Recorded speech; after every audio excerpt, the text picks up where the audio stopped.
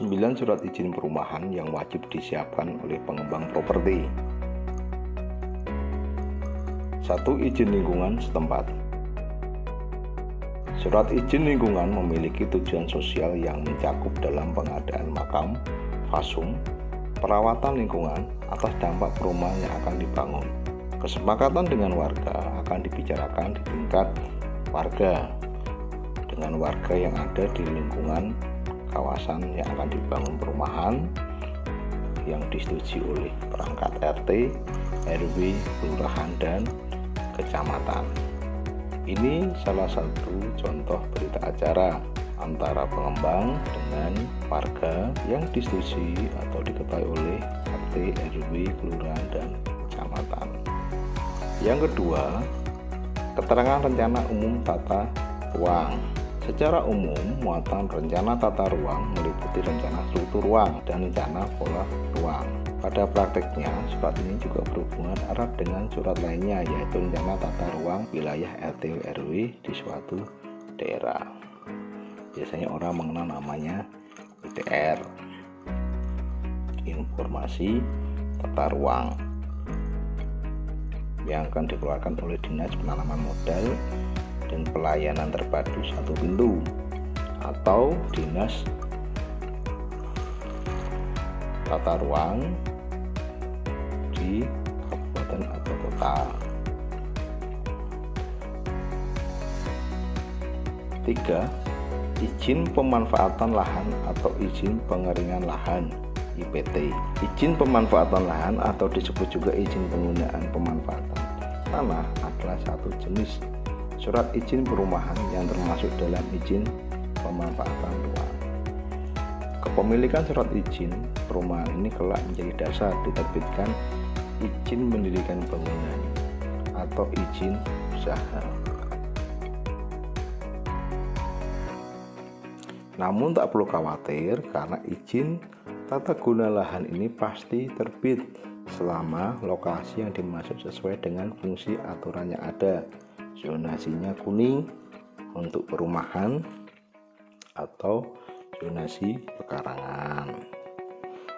Jadi salah satu contoh izin pemanfaatan lahan. 4. Izin prinsip. Surat izin prinsip adalah surat perizinan usaha yang diterbitkan oleh Badan Koordinasi Penanaman Modal. Tiap investor atau perusahaan pengembang properti yang akan berinvestasi atau memulai usaha Indonesia harus memiliki surat ini. Nah, izin-izin ini selain izin prinsip ada izin prinsip perluasan, perubahan, izin manajer ini tidak wajib.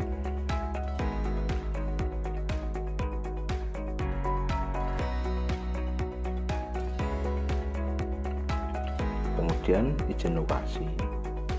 Izin lokasi adalah jenis surat izin perumahan yang diberikan kepada perusahaan untuk memanfaatkan lahan untuk usaha.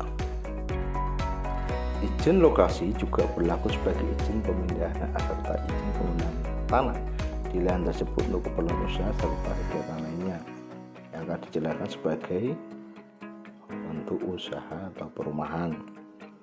Menurut Badan Koordinasi Penanaman Modal, izin lokasi harus langsung diurus setelah perusahaan mendapatkan nomor induk berusaha.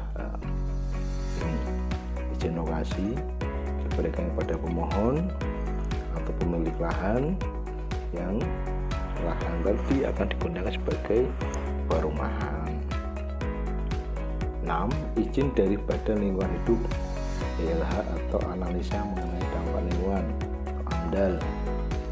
Analisis dampak lingkungan atau AMDAL adalah kajian dampak suatu usaha atau kegiatan terhadap lingkungan sekitarnya. Sementara itu, izin dari Badan Lingkungan Hidup akan diberikan kepada daerah berdasarkan hasil evaluasi dokumen lingkungan hidup. Oleh karena itu, bila ingin mendapat surat izin perumahan, ini yang pertama harus dilakukan adalah menyusun dokumen lingkungan hidup. Ini acara penyerahan dokumen ke Dinas Lingkungan Hidup. Nah, nanti akan dapat jawaban atas persetujuan dari Dinas Lingkungan Hidup.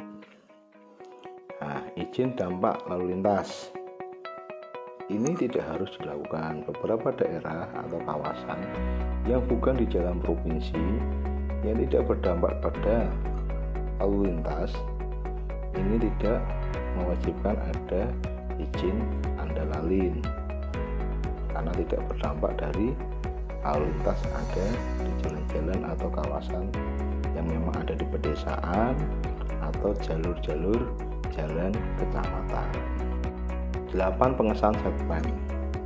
Set plan sangat penting karena set plan ini akan menyesuaikan dari perda ketentuan daerah kabupaten kota masing-masing apakah 60% dari lahan yang ada untuk perumahan, 40% untuk fasum, fasilitas umum baik jalan, tempat bermain, tempat ibadah, taman, atau 70-30 sesuai dengan perdanya masing-masing. Set plan ini akan dibuat oleh pengembang, diajukan kepada dinas terkait dan dapat pengesahan. Apabila pengesahan set plan-nya sudah clear, akan ditindaklanjuti dengan proses pemecahan di BPN. Akan dipecah mana tanah kapling yang akan dibikin rumah, mana yang akan dikeluarkan sebagai fasilitas umum. Fasilitas umum itu tidak akan ada sertifikatnya. Jadi dari luas sertifikat itu 60% atau 70% menjadi kapling rumah, sisanya akan digunakan sebagai fasilitas umum. Apabila sudah pecah masing-masing bidang, maka akan diajukan IMP apakah per kapling itu akan dibikin tipe 30, 36, 45, 50 atau yang lain, sehingga masing-masing bidang berbeda. IMP ini bisa atas nama dari badan usaha perusahaan atau pribadi, disesuaikan dengan kebijakan pemerintah kabupaten kota.